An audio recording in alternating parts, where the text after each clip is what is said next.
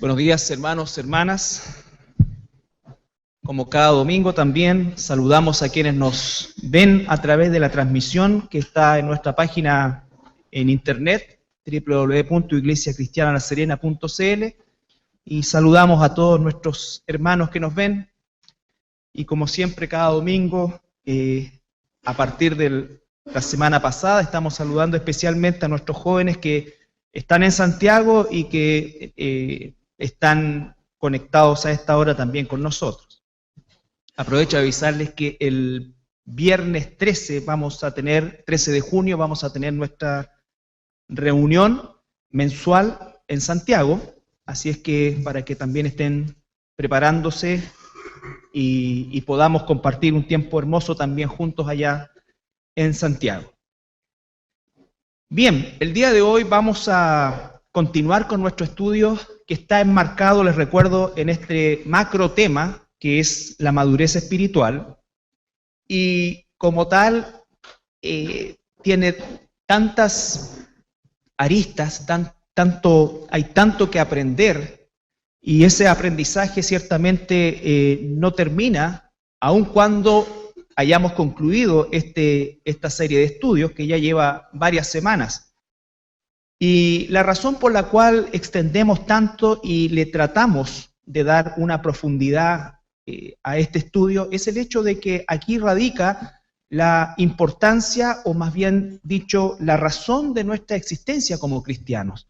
Nuestra existencia como cristianos no se reduce a que Jesús bendiga alguna de nuestras acciones o alguno de nuestros planes para poder seguir nuestra vida disociada de Él. No.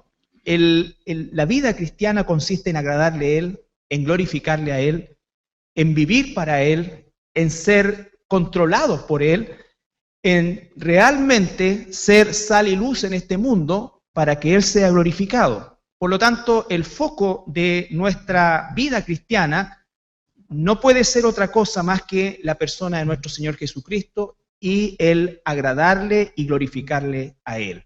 Entonces, esa es la razón por la cual llevamos tanto tiempo, y aunque llevemos mucho tiempo, no vamos a concluir, como lo dije anteriormente, este estudio, sino que vamos a estar permanentemente repasando en función de algunas cosas que ya sabemos, pero que el hecho de que las sepamos no es sinónimo de que las hagamos. Por lo tanto, tenemos que estar permanentemente recordando y recordándonos, ¿no es cierto?, por medio de la palabra de Dios, la obra del Espíritu Santo en nosotros. También, a partir del concepto de la madurez espiritual, concluimos el hecho de que el Espíritu Santo es la persona de la Trinidad, que es Dios, y que de alguna manera está siendo hoy día poco enseñada desde el punto de vista bíblico, y más bien, desgraciadamente, nos encontramos muchas veces frente a una caricaturización de la obra del Espíritu Santo, y el propósito también es que nosotros podamos conocer al Espíritu Santo que mora en cada uno de los creyentes y que en definitiva es quien hace esta obra que comienza y que va a terminar esta obra que dice Filipenses 1:6, ¿no es cierto? El que comenzó la buena obra la va a llevar a término, y esa obra es por medio del Espíritu Santo. Por eso es que Jesús dijo, es mejor y les conviene que yo me vaya para que mande al Paracleto, al que es exactamente como yo, y Él va a enseñarles, Él va a convencerles, Él va a guiarles, Él va a llenarles, Él va, en definitiva, ¿no es cierto?, a desarrollar el carácter de Cristo en la vida nuestra. Entonces, la obra, la persona del Espíritu Santo es hoy día prácticamente desconocida desde el punto de vista bíblico, dentro del mismo pueblo de Dios, porque cuando se habla de la obra del Espíritu Santo, inmediatamente hay una asociación, en la gran mayoría de los casos, con manifestaciones extáticas, o sea, de éxtasis, o situaciones más bien que salen del control del Espíritu Santo y se forman solamente en manifestaciones externas. Esto no es un ataque a las manifestaciones externas, esto es un ataque, esto es un llamado a sujetar todo aquello que ocurre en lo externo a la palabra de Dios y al Espíritu Santo. Esto es tan sencillo como decir, si algo no se condice con la palabra de Dios, y no solamente eso, sino que además contradice la palabra de Dios, entonces nosotros no podemos dar cabida a eso, por muy sincera que sea la expresión externa de la persona que la está teniendo. Entonces, de eso se trata esto. No es un ataque, ¿no es cierto?, a las manifestaciones externas, porque las tienen que haber muchas veces, pero esas manifestaciones externas, en la grandísima mayoría de los casos en la vida de un cristiano, debe verse por medio del fruto del Espíritu. Amor, gozo, paz, paciencia, benignidad, dominio propio. Cosas, dice, por las cuales no viene ninguna condenación, vale decir que están validadas plenamente por Dios mismo. Entonces, desde esa perspectiva, nosotros hemos analizado el concepto de la madurez espiritual en este conocimiento de la obra del Espíritu Santo, y dijimos que la obra del Espíritu Santo se lleva a cabo en 3 áreas maravillosas, que la primera es, ¿no es cierto?, que el Espíritu Santo es quien nos convence de pecado y nos arrastra a la salvación. Esa es la palabra que ocupa. No nos invita, nos arrastra. ¿Por qué? Porque por nuestra naturaleza caída, muerta, pecaminosa, sin Dios, nosotros ni siquiera vamos a querer ir al verdadero Dios. Por eso cuando la gente dice yo creo en Dios y odia la palabra o la Biblia, hay mucha gente que dice, ¿no es cierto?, a lo mejor alrededor de cada uno de nosotros, dice, no, si yo creo en Dios, pero tú le nombras al Dios de la Biblia e inmediatamente existe un rechazo. Esa persona no ama al Dios verdadero, esa persona ama a la imagen, ¿no es cierto?, pagana que tiene del propio Dios de sí mismo. Entonces, el verdadero Hijo de Dios es porque fue arrastrado a esta verdad de Dios en su naturaleza, y entonces el Espíritu Santo nos sella. El Espíritu Santo dice que ese sello son las arras, es la garantía de que somos hijos de Dios, y por lo tanto esa garantía comienza a desplegarse en función de una transformación que es el proceso de la santificación, que es lo que hemos estado analizando. Y en ese proceso de la santificación, la salvación es imposible que se pierda, porque aquel que nos selló, el sello del Espíritu Santo, no se puede destruir, es indestructible. Y entonces el Espíritu Santo opera dentro de nosotros, transformando nuestra manera de vivir, y además el Espíritu Santo opera dentro de nosotros, intercediendo con gemidos indecibles en un idioma netamente entre el Espíritu, un idioma trinitario en el cual nosotros no entramos, intercede por nosotros, ¿no es cierto?, con esos gemidos. ¿Para qué? Para que nosotros podamos verdaderamente ajustarnos al modelo y al carácter de Cristo. Entonces, y además tenemos al Hijo a la diestra del Padre, siendo nuestro defensor.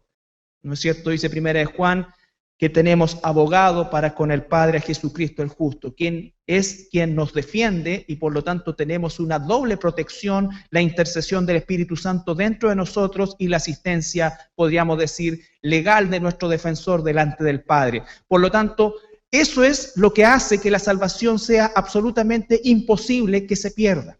Imposible que se pierda, porque eso significaría que habría una situación, evento o circunstancia que sería mayor que el Espíritu y que el Hijo. Y eso, por supuesto, no es así. Entonces, la seguridad de la salvación se confunde muchas veces por el hecho de que nosotros vemos y observamos personas que dicen ser cristianas, pero que actúan como paganas. No una vez, sino como constante en su vida.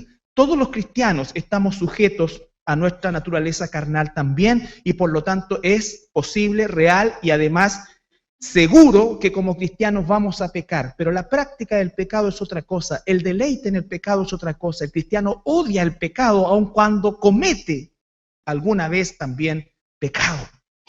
Entonces, todo este concepto solamente puede ser revelado en la vida tuya y mía como cristiano por medio del Espíritu Santo. Dice 1 Corintios, ¿no es cierto?, que los que no son cristianos es imposible que entiendan las cosas del Espíritu.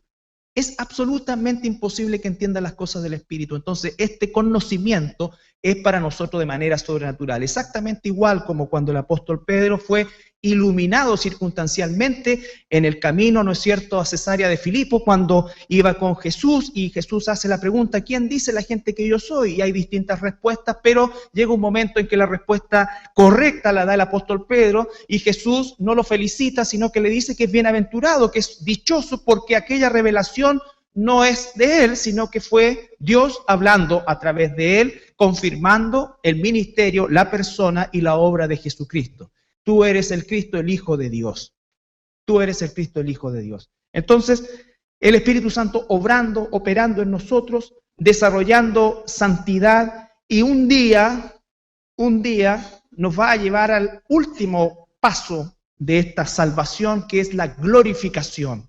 Cuando definitivamente nuestra naturaleza pecaminosa, representada por el cuerpo, ¿no es cierto?, que en el griego es soma, y por el sarkikos, que también se traduce como carne, pero es toda nuestra manera de pensar, de sentir, de ver las cosas, que es netamente pecaminosa. Por eso es que nuestros sentimientos, emociones y expresiones tienen que ser obligadamente sujetas a la palabra de Dios y a la sabiduría de Dios. ¿Sabes por qué? Porque tus sentimientos, aún los más profundos, sinceros y puros que tú y yo consideramos, son pecaminosos.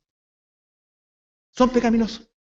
Aún las cosas que amamos con sinceridad en nuestra naturaleza carnal son pecaminosas.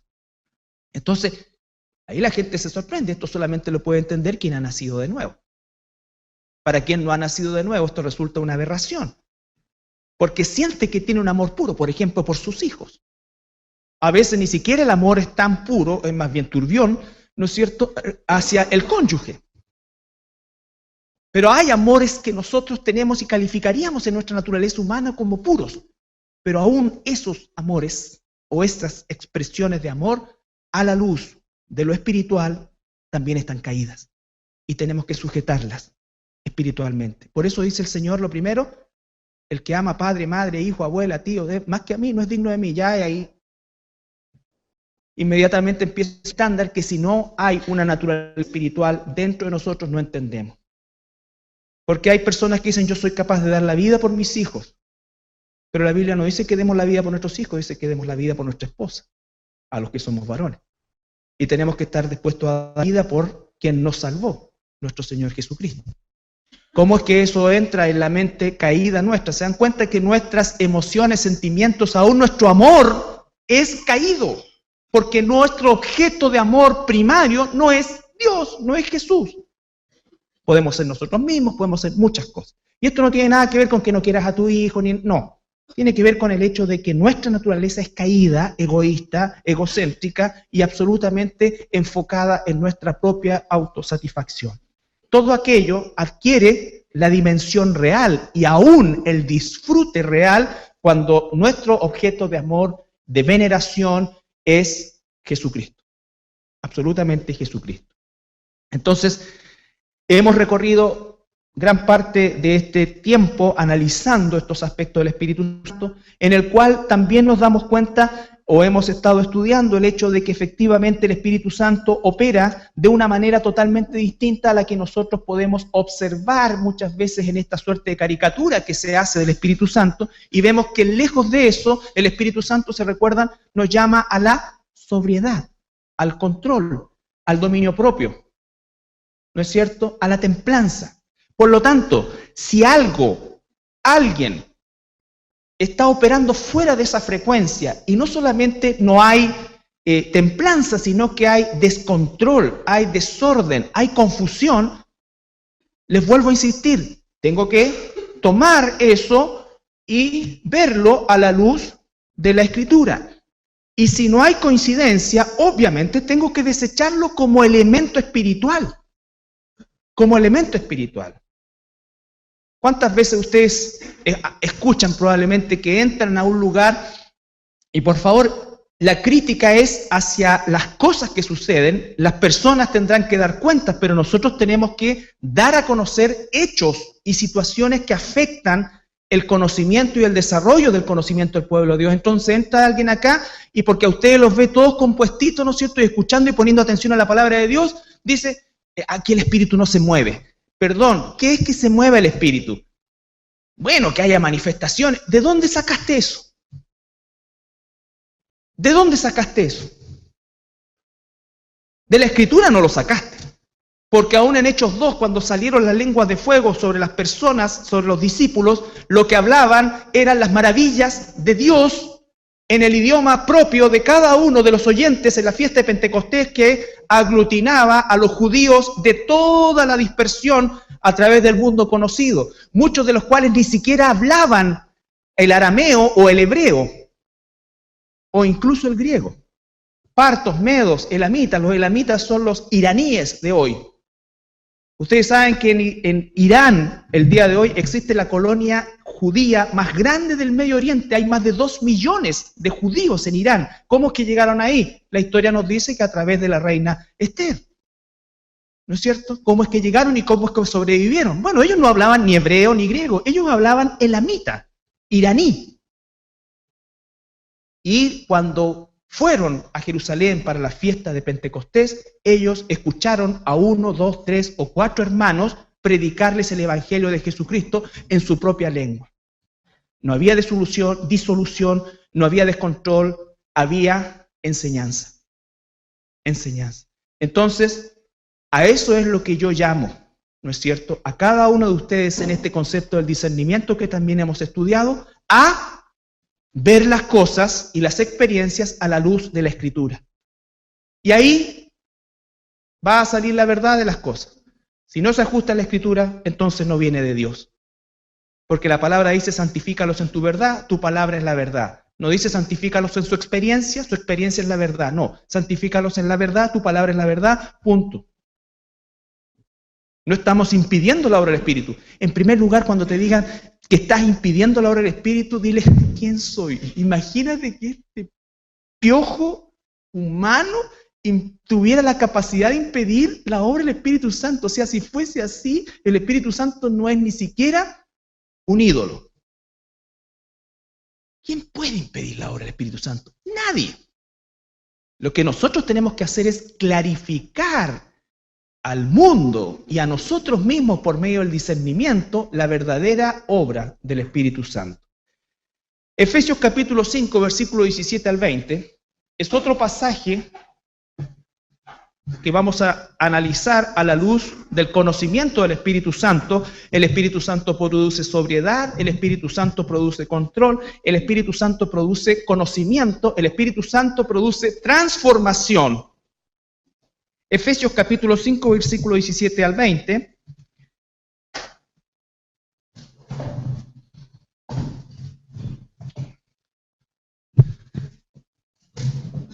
Me voy a sentar un ratito porque se me adormeció el tendón, o lo que queda de él.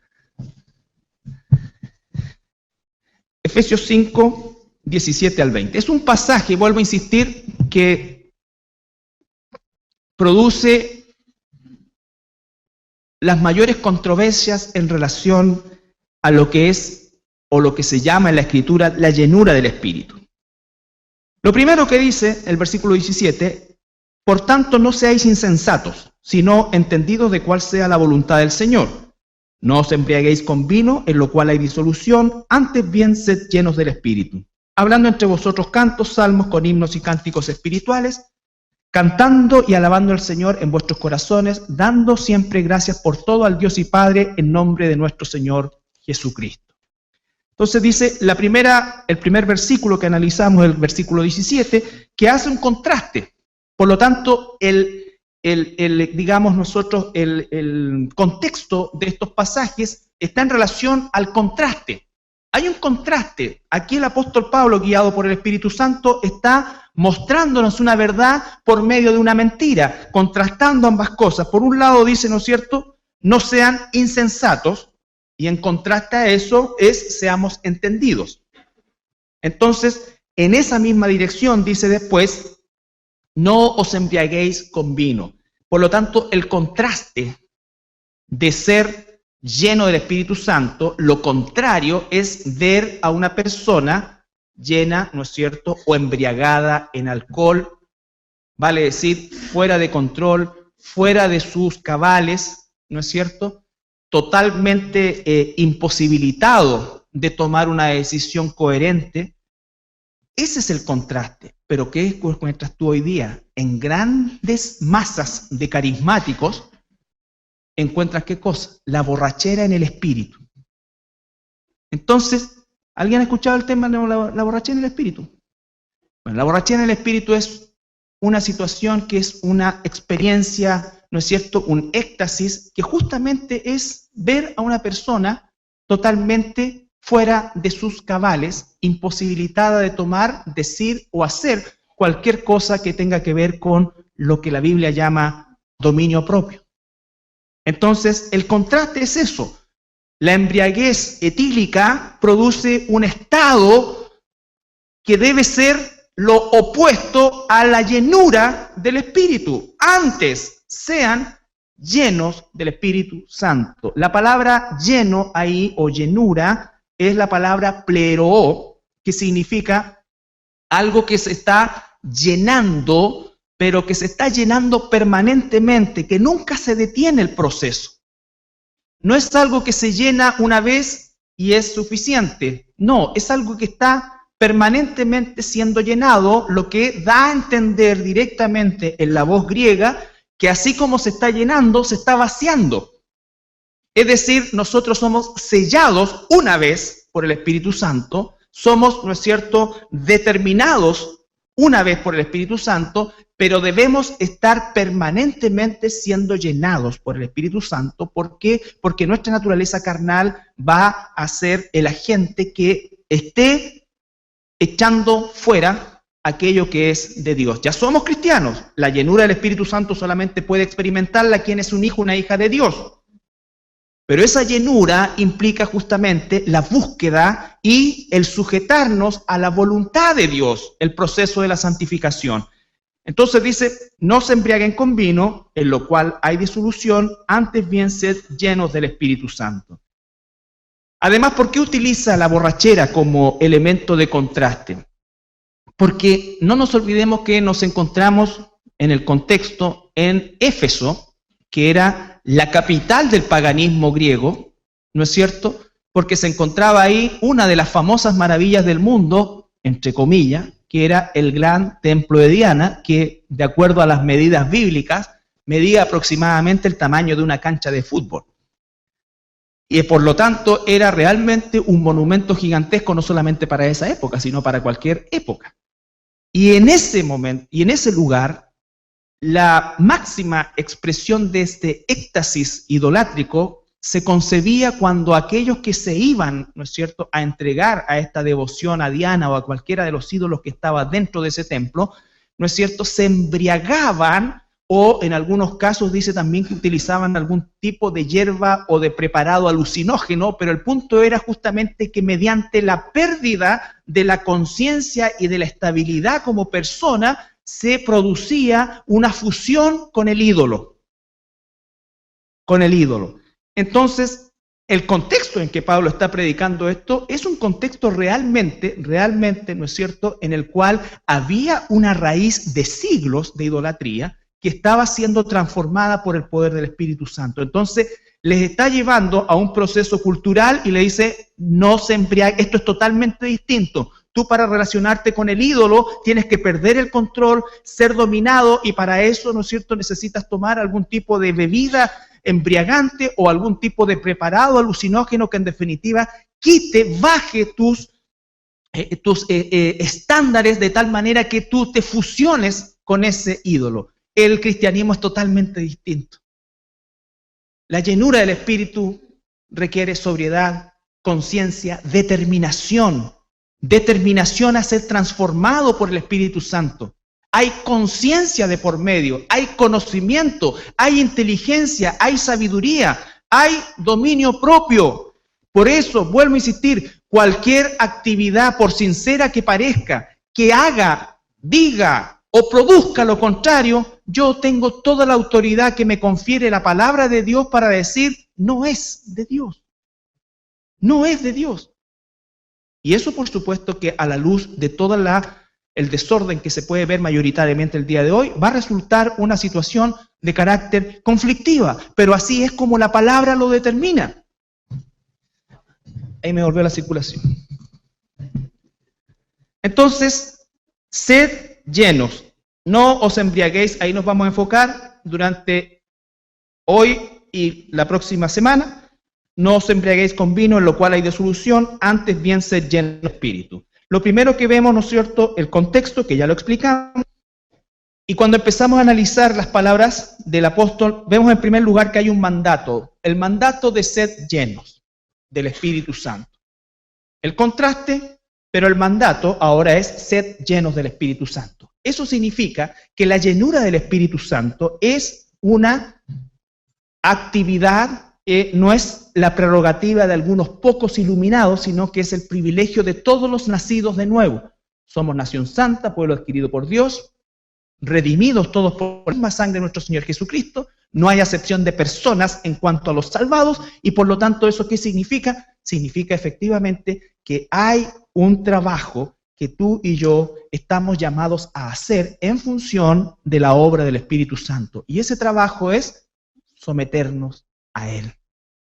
Someternos a Él. ¿Cómo nos sometemos a Él? En primer lugar, conociendo su palabra. Y en segundo lugar, orando fervientemente para ser obedientes. Cuando Jesús dice, las cosas que ustedes piden, piden mal, porque piden para sus propios deleites. Sáquense de la cabeza eso. Ustedes tienen que orar al Espíritu Santo para que el Espíritu Santo les dé el poder que no tenemos en nuestra naturaleza carnal, para dejar que el mismo Espíritu Santo nos transforme por medio del estándar que nos da la palabra.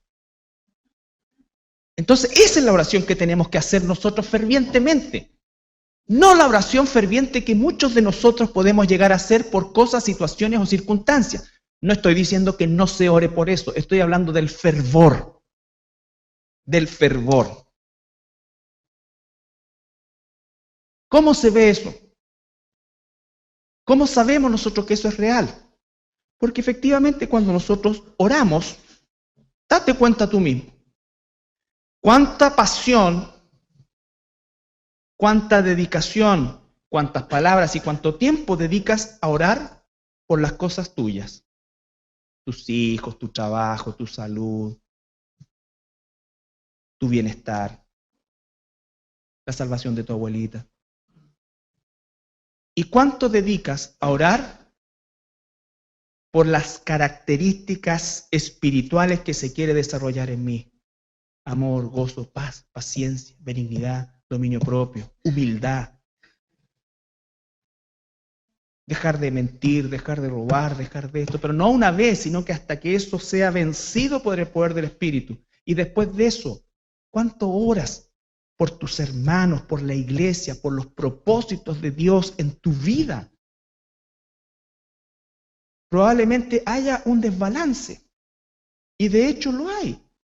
Cuando oramos a viva voz, que es solamente un parámetro. Bueno, Señor, te pido por favor que tú bendigas la iglesia y que, bueno, por las misiones, sí, también, Señor. Y Señor, también, bueno, en lo personal te pido, por favor, Señor, por mi hijo, Dios mío, por mis hijos, para que tú, Señor. Entonces, la oración por mis hijos y por mi abuelo, y por todo, abarca gran parte, salen lágrimas, todo, pero por lo otro, yo no lo he visto, en 20 años no he visto lo otro, pero sí he visto esto. ¿Es malo eso? No, pero hay un desbalance. Y si hay un desbalance, estamos faltando a la Escritura, porque el propósito de la Escritura es, Señor, llorar por el pecado que hay en mí. Pablo dice, miserable de mí, no miserable de mí porque no se me abrieron esto, no me dieron esto, no me hicieron esto, no me salió esto. No, miserable de mí porque soy pecador. ¿Quién me puede salvar de mi misma condición?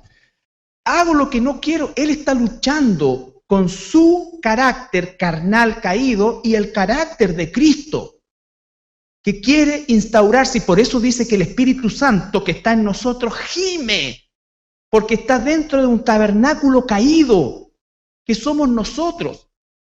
Esto no es hablar en lengua, como se dice hoy día, no, es que el Espíritu Santo gime, ¿no es cierto?, porque está dentro de un tabernáculo caído que somos nosotros, quiere ser liberado, quiere habitar el tabernáculo del cuerpo glorificado donde no va a haber presencia de pecado. Entonces vemos que es totalmente distinto a lo que nosotros tendemos a hacer. Y vuelvo a insistir, no estoy diciendo que no ores por tus hijos, no. Estoy diciendo que haya un equilibrio. En la medida que tú y yo confiemos en Dios de verdad, porque esas oraciones tan terribles y profundas, aparte de ser, ¿no es cierto?, una situación personal real, pueden en algún momento tener el hecho de que efectivamente no confiamos plenamente en Dios. No confiamos plenamente en Dios. Dios hará con mi hijo, con tu hijo, que no son míos, son de Él. Él me los dio para administrarlo hasta los 21 años, 18 años, dependiendo de. Después de ahí pasan a otra etapa, a la etapa de sus propias responsabilidades. Los amo, todo, pero más amo al Señor. Y el propósito de Dios es que haga su obra en mí. Y su obra en Él. Su obra en Él no es que se reciba, no es que, yo no sé, todo eso va a venir como consecuencia de, ay, entonces no estudien. No, el equilibrio, otra vez. Lo que importa es su salud espiritual. De su salud espiritual va a depender todo lo demás. Todo lo demás.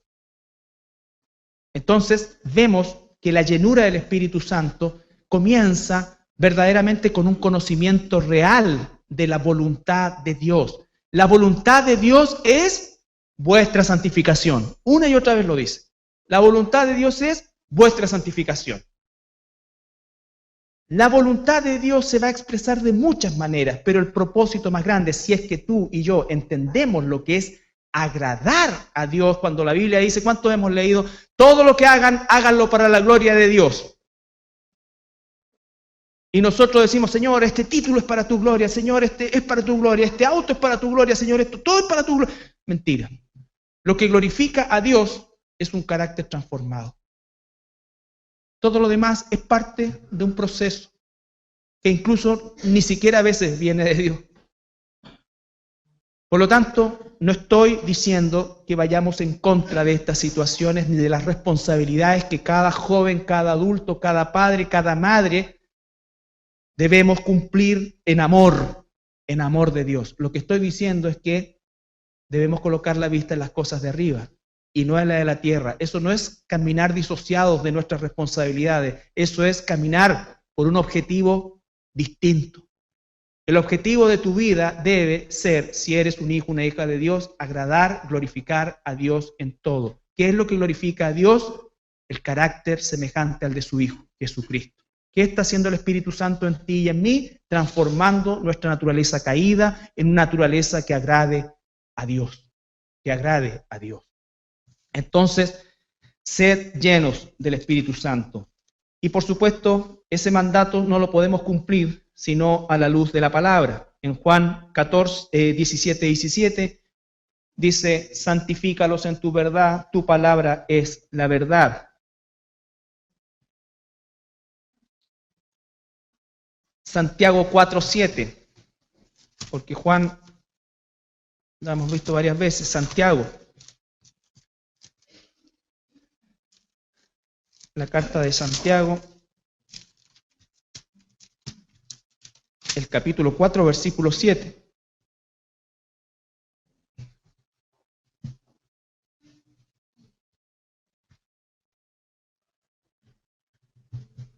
Nos sujetamos al proceso de la santificación por medio de la palabra del Señor. Y ahora Santiago 4:7 dice, someteos pues a Dios. Someteos pues a Dios. ¿Cómo es que me someto a Dios? Conociéndole. Una persona puede decir, yo estoy haciendo y sometiéndome a Dios porque estoy haciendo tal o cual cosa. La pregunta es, ¿ese tal o cual cosa se ajusta a lo que la Biblia dice acerca de someterse a Dios? Si no es así, estás equivocado. Y el propósito de la corrección es que tú y yo podamos efectivamente ajustarnos, alinearnos, enmarcarnos en esa voluntad. Dice, someteos pues a Dios y resistid al diablo y huirá de vosotros. Resistid al diablo. Nosotros no entramos a pelear con el diablo, por favor. Hay algunos que enseñan cómo atar, desatar, amarrar, aguantar, que al diablo hay que hacerle esto, que los territoriales y los... ¿Dónde sale eso? ¿Quién puede en su naturaleza caída siquiera pararse frente al diablo y quedar en pie? ¿Cuál es el mandato? Resiste al diablo. ¿Cómo lo resisto? Enfocándome en la voluntad de Dios, enfocándome en la santificación, que es lo que hace que el diablo se tuerza de rabia y de dolor cuando tú y yo decidimos elegir siempre que Dios nos santifique.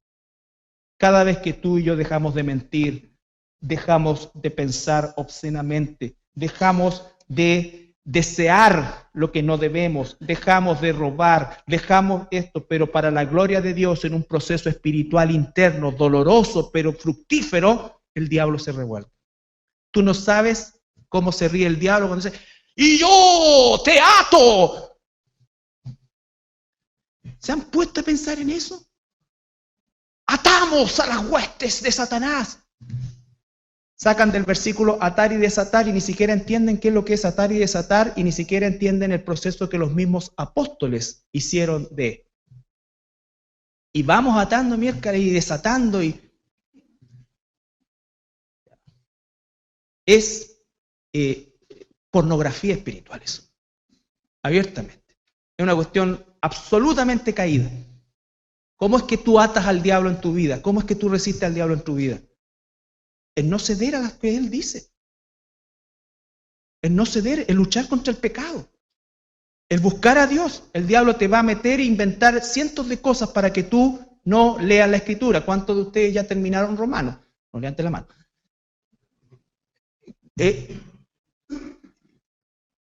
¿Qué me dio para que no lo hicieras? Ese es el diablo. ¿Cómo es que tú vences y resistes al diablo? Haciendo lo que Dios quiere que haga. Escudriñar la Escritura, orar sin cesar, sujetarse a la transformación, ser cambiado, ser transformado. Y si soy transformado, voy a ser probado. Bienaventurado y dichosos los que se ven sometidos a prueba, porque es la oportunidad que Dios nos da de ver en qué estado espiritual nos encontramos. Por eso es que Juan y Pedro salieron dichosos de haber tenido ese castigo por parte, porque era una prueba para ellos, y ellos salieron dichosos, no de que los hubiesen aforrado porque no eran masoquistas, salieron dichosos de que a pesar que los amenazaron de muerte y los golpearon, ellos no negaron. Eso es lo que los hizo dichosos, no que los golpearan. A nadie le gusta que los golpeen. Pero ellos dijeron que están gozosos de ahí. ¿Por qué? Porque a pesar de todas las amenazas, los golpes y los maltratos, ellos no rechazaron ni negaron a Jesucristo. Es más, Pedro dijo, no hay, en ningún otro hay salvación, porque en el nombre de Jesucristo, ¿no es cierto?, es el único donde hay salvación. Entonces testificó. Eso es el valor de la prueba. Dios va a probarnos en las áreas que Él estima que estamos y necesitamos nosotros ser fortalecidos permanentemente. Entonces, en vez de alejarnos de las pruebas, Dios nos va a llevar a las pruebas. ¿Para qué? Para que, como dice la carta de Pedro, nuestra fe sea brillante como el oro. Sea brillante como el oro. Para que cuando Él venga, encuentre verdaderamente, ¿no es cierto?, a su pueblo andando en fe, creyendo a Dios. Por eso dice Jesús, cuando el Hijo del Hombre vuelva, hallará fe. No si habrá gente que crea que existe, sino que gente que cree a su palabra. Gente que vive por su palabra, a pesar de que las circunstancias puedan ser sumamente hostiles o desfavorables en la carne. Que toma decisiones que a los ojos del mundo resultan desfavorables, pero que a los ojos de Dios son agradables. Esa es la fe que Dios pregunta al Señor Jesucristo si va a hallarla cuando Él vuelva.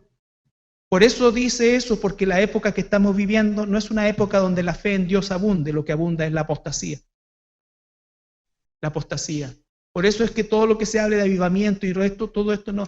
La única forma cuando va a haber restauración es cuando el Señor Jesucristo ponga sus piececitos en el Monte de los Olivos y Él establezca un gobierno milenial.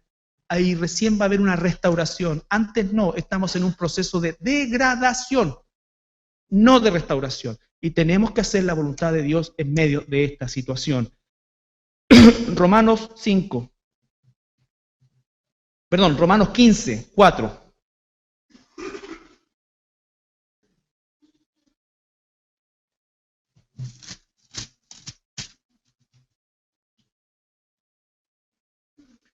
La Escritura es la autoridad para nuestra transformación. Santifícalos en tu verdad, tu palabra es la verdad. Sometámonos a Dios. Resistamos al diablo. ¿Cómo es que nos sometemos? Por medio del conocimiento de su palabra y la obediencia a esta. Romanos 15, 4. Porque las cosas que se escribieron, por lo tanto se está refiriendo a la palabra, antes para nuestra enseñanza se escribieron a fin de que por la paciencia y la consolación de las Escrituras tengamos esperanza. Nuestra esperanza viene de las Escrituras, la paciencia viene de las Escrituras. el entrenamiento viene de la Escritura. El Espíritu Santo dice que nos va a enseñar toda verdad y el Señor Jesucristo dice, tu palabra es la verdad. Por lo tanto, el Espíritu Santo va a usar la verdad. Y es por eso que tú y yo tenemos que leer todos los días de nuestra vida la Escritura. Porque es ese elemento el que va a usar el Espíritu Santo. El Espíritu Santo no va a usar la filosofía, tu inteligencia, tu pensamiento. De todo eso, por favor, desconfía. El Espíritu Santo va a usar la palabra que Él mismo inspiró porque es Dios. Porque es Dios. Colosenses 1:9.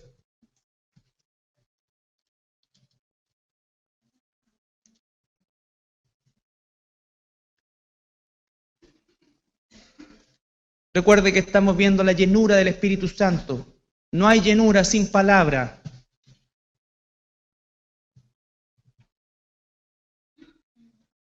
Por lo cual también, Colosenses 1:9, nosotros desde el día que lo oímos, no cesamos de orar por vosotros y de pedir que seáis llenos, la misma palabra. Antes, sed llenos del Espíritu Santo, es la misma palabra, pleroo, que significa algo que se está permanentemente llenando. En el griego existen algunos estados verbales que no existen en el español, ¿no es cierto? Y que se llaman la voz media. La voz media, esta es una voz media imperativa, vale decir que es imperativo el concepto de estar siendo llenado, pero a la vez habla de un llenado permanente que implica y da por hecho que eso que estamos llenando va a ir saliendo. Es decir, no voy hoy día una semana a dedicarme pero de lleno a la palabra para estar 15 días sin hacerlo. No es así. Es un proceso que lleva un ordenamiento, ¿no es cierto? Y tiene una frecuencia necesariamente diaria, permanente. Entonces ahí dice, por lo cual también nosotros desde el día que lo oímos no cesamos de orar por vosotros y de pedir que seáis llenos, pleroo, de conocimiento de su voluntad. Conocimiento de su voluntad. Fíjense en las palabras. Conocimiento de su voluntad en toda sabiduría. 3 palabras que no vemos hoy día. Conocimiento, voluntad de Dios y sabiduría e inteligencia espiritual. Fíjense lo que produce la llenura del Espíritu. Conocimiento de la voluntad de Dios. Sabiduría para tomar decisiones. Inteligencia. ¿Recuerdan el libro de Daniel?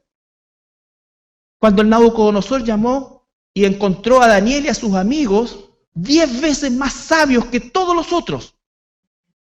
10 veces más sabios. ¿Qué era eso? Y el mismo, hasta Nabucodonosor reconoció que había un espíritu superior. Ese mismo espíritu superior está en ti y en mí, pero tengo que entrenarlo. Daniel dice que todos los días oraba, estudiaba, a pesar de todas las responsabilidades que tenía. Entonces, ahí está la clave. ¿Qué es lo que produce? Personas cabales, personas llenas de conocimiento, de sabiduría, de inteligencia espiritual. No la inteligencia del mundo, inteligencia espiritual, que no es inteligencia emocional, esa es la peor. Inteligencia espiritual. La inteligencia espiritual que significa efectivamente las decisiones, la forma de procesar mis neuronas internamente, biológicamente, van a dar como resultado una acción o una decisión inteligente a los ojos de Dios, no a los del mundo. A veces va a parecer una locura para el mundo y de hecho la palabra de la cruz es locura para el mundo, pero nosotros estamos para agradar a Dios. Es un proceso permanente. Por eso es el estudio profundo de la Escritura. Por eso es que hablamos tanto de doctrina. Por eso es que hablamos y las mujeres están estudiando el Evangelio de Juan. Llevan como 5 reuniones y han avanzado 11 o 19 versículos. Eso es un proceso sistemático, doloroso pero provechoso. Porque eso las va a llevar a ser mejores esposas, mejores madres, mejores hermanas, mejores hijas de Dios. Los varones estudiando la santidad. Ya tercer año de estudio de la santidad.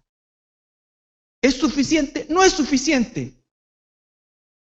A veces es latero, pero en el gran porcentaje de las veces es gratificante. Y aunque no lo fuera, es lo que tengo que hacer. Es lo que tengo que hacer. Hoy es que podríamos hacer esto. No.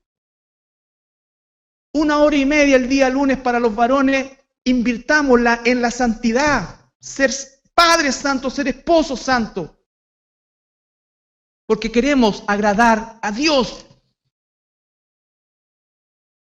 Esta no es una reunión de cómo ser mejor comerciante, los 5 secretos para ser un comerciante cristiano. Si tú eres un santo, lo que hagas, hasta cartonero, te va a ir bien, porque vas a estar usando los principios de Dios. Pero no trates de tomar los principios de Dios de manera aislada de quién eres en Dios. Nadie puede ser un empresario cristiano si primero no es cristiano como un hijo de Dios transformado. Porque dice la palabra que cuando somos transformados, entonces somos preparados para toda buena obra. Lo que hagamos, lo que Dios disponga que hagamos, va a estar con el sello de que somos hijos de Dios. Entonces, la profundidad de esto es radical para entender la obra del Espíritu Santo. He puesto el mayor énfasis, histriónico si ustedes quieren, pero es para que de una vez entendamos lo que es la obra del Espíritu Santo en nosotros.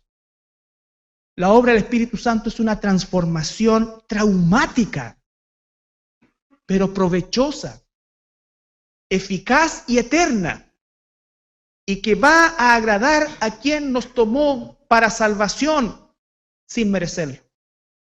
Y por lo tanto, el que ama a Dios obedecerá sus mandamientos. ¿Te das cuenta que hoy día leer eso tiene una profundidad mayor que quizás antes de entender esto? El que ama, dice Jesucristo, el que me ama obedecerá mi palabra. Obedecer la palabra de Dios es el gesto, la acción, el compromiso de amor real con el Dios que decimos amar. Ahí mismo en Colosenses, para terminar, capítulo 3, versículo 16.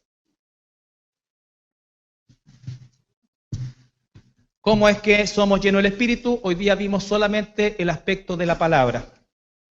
Y concluimos con Colosenses capítulo 3, versículo 16. La palabra de Cristo more. Recuerden ustedes que la palabra morar significa ser habitación, no algo circunstancial, algo permanente. Algo permanente, algo que siempre está ahí. La palabra de Cristo more en abundancia en vosotros. ¿Mora la palabra de Cristo en abundancia en ti? Esa es la pregunta que tenemos que hacernos a raíz de esto que es tan sencillo de entender en una primera parte. Ser lleno del Espíritu es que la palabra de Cristo more en abundancia en vosotros. Como resultado de eso, dice que nos enseña, enseñándoos, exhortándoos unos a otros en toda sabiduría, cantando con gracia en vuestros corazones al Señor, con salmos e himnos y cánticos espirituales. Hay, por supuesto, canto, hay salmo, dice, ¿no es cierto?